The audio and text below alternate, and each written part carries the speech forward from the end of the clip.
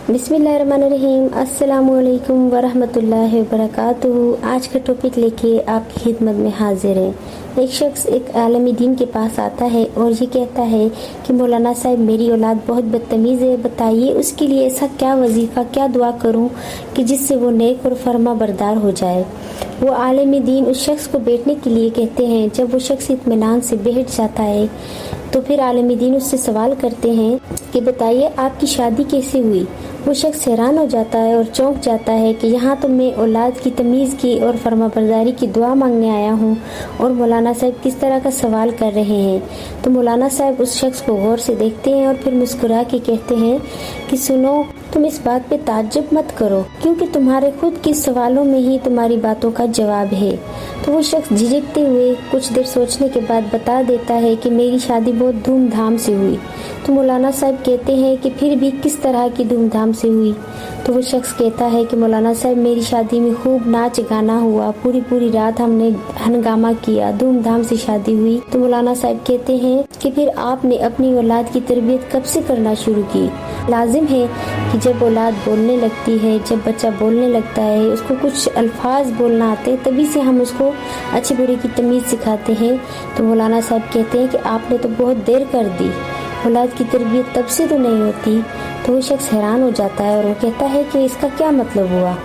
मौलाना साहब कहते हैं कि सुनो ए शख्स, निकाह एक पाक बंधन है और अल्लाह पाक ने इसको बहुत फजीलत अता फरमाई है, जिसको तुम अपने नाच और गाने की वजह से हराम में तब्दील कर देते हो। औलाद की तरबियत उसके बोलने से नहीं शुरू होती, बल्कि जब अल्लाह पाक दो ज़ौजैन की तकदीर को मिला देता है तब से औलाद की तरबियत होना शुरू हो जाती है।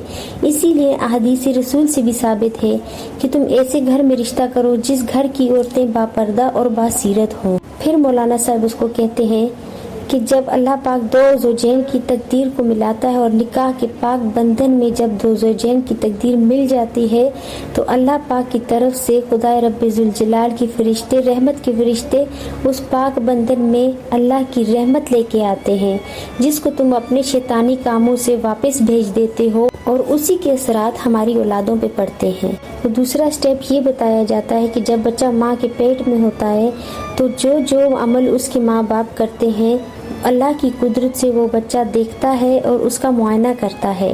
जैसी हरकत वो देखता है फिर बड़ा होके दुनिया में आने के बाद वो वैसी ही हरकत करता है। और फिर दूसरी जगह ये बताया जाता है कि जब एक औरत उम्मीद से हो और दौरान हमल उसके पेट में बच्चा हो तो इस हालत में औरत को ज़्यादा से ज़्यादा कुरान पाक की तिलावत करनी चाहिए और ऐसे कामों से परहेज करना चाहिए जिससे अल्लाह और अल्लाह के रसूल ने मना फरमाया। फिर वो शख्स बहुत ज़्यादा तौबा करता है और रोता है और कहता है कि काश ये बातें हमें पहले पता होती। फिर वो पूछता है इसके अलावा कोई रास्ता है। तो वो कहते हैं कि ज़्यादा से ज़्यादा घर में कुरान पाक की तिलावत करवाओ और अपने बच्चों से कहो कि वो अजान दें। जिस घर में अजान 3 मरतबा या 5 मरतबा हो जाती है तो शैतान वहाँ से भाग जाते हैं, शैतानी साया और असरात वहाँ से ख़त्म हो जाते हैं और आपकी औलाद फरमाबरदार और तमीज़ वाली हो जाती है। अल्लाह पाक से दुआ और इल्तिजा है कि हम सब मुसलमानों को राह हिदायत पे चलने की तौफीक अता फरमाए। आज के लिए इतना ही। अगला टॉपिक लेके आपकी खिदमत में फिर हाजिर होंगे। तब तक के लिए अल्लाह हाफिज़।